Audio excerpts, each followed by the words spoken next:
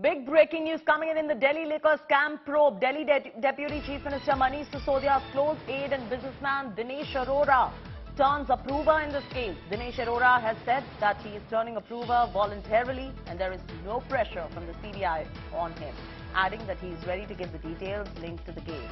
An in-camera closed room statement is going to be recorded on 14th November.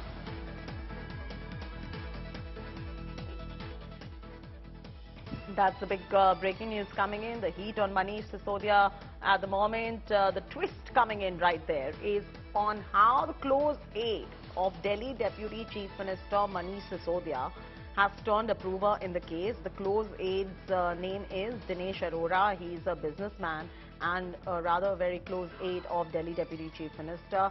He has turned approver in the case and he's gone ahead and said that there's no pressure from CBI to turn approver. But he's doing this voluntarily on his own accord. He's ready to give all the details that have been linked to the case, and there's going to be an in-camera closed room statement that is going to be recorded on 14th of November. Getting some reactions coming in. The BJP has reacted to this big development in the liquor probe, saying an accused is allowed to turn approver only when the agency shows all the proof. Listen in. अगर कोई CBI के सामने approver बनता है या कोई भी agency के सामने अप्रूवर बनता है तो वो तभी बनता है जब उसकी इंक्वायरी में, इन्वेस्टिगेशन में सारे आरोप उसके सामने वो स्वीकार कर लेता है और वो सिद्ध हो जाते हैं। पहले दिनेश अरोड़ा कह रहा था हमने कुछ नहीं किया। जब इन्वेस्टिगेशन में सारी एजेंसी ने उसके सामने सारे सबूत लाके रख दिए और वो बोलने लायक उसके पास में कुछ नहीं बचा तो उसके पास में स्वीकार करने के अलावा कोई चारा ही नहीं था। Anisha Mathur now joins us live. Anisha, the BJP makes a fair point, going on to say that you are allowed to be an approver only when you have the proof. So does Dinesh Arora, who is a close aide of Deputy Chief Minister Manish Sisodia, have proof against him, considering he's turned approver? What are you picking up from your sources right there, and how does the AAP react to this? Well, Shruti, remember, at this stage, before a trial has actually happened, we cannot say who is guilty, who is not guilty, who has evidence and who does not.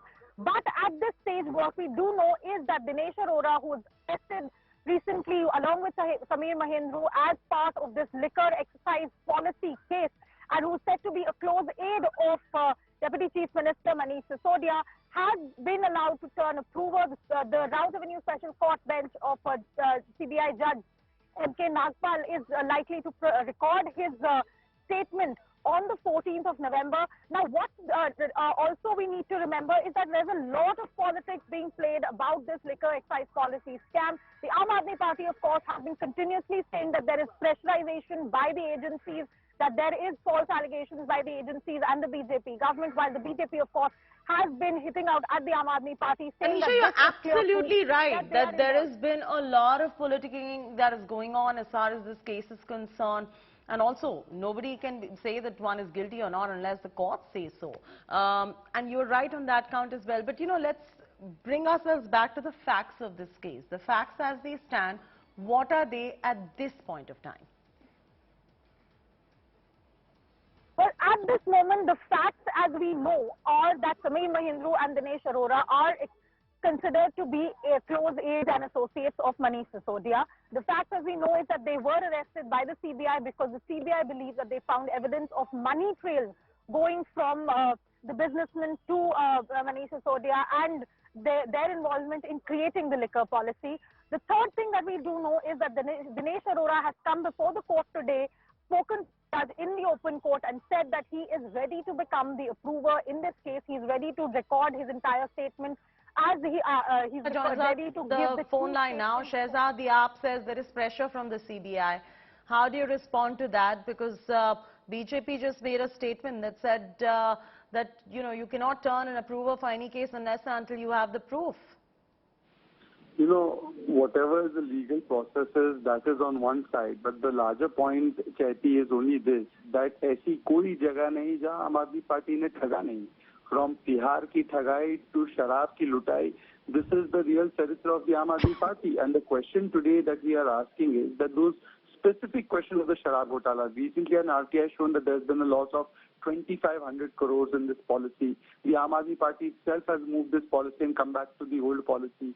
The fact of the matter is that 2.5% commission was increased to 12%. Blacklisted companies, manufacturing companies were allowed to come in. We've seen videos and sting videos of how cash was being collected by middlemen from the Sharab Mafia.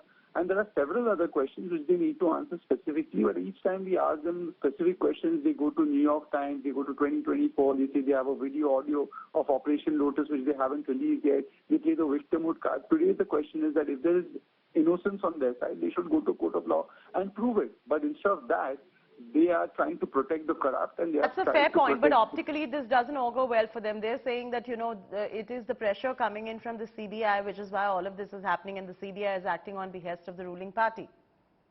This argument has become so stale now. Old wine may be better in a new bottle, but these old arguments don't work. And therefore, Mr. Arvind Kejriwal, if he has proved that the CBI or any agency is harassing him, why hasn't Satyendra Jain or the other people like Vijay Nair gotten relief from courts?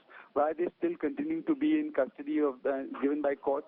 So the fact of the matter is that the courts have not given them relief, and this shows that it is some prima facie evidence is available, and therefore courts are not relieving them. And are courts also playing vindictive politics? Is that their answer or their argument? All right. Thanks, Shehzad, for joining us with that. That's a very important point. Are courts playing politics? The answer is, of course, no.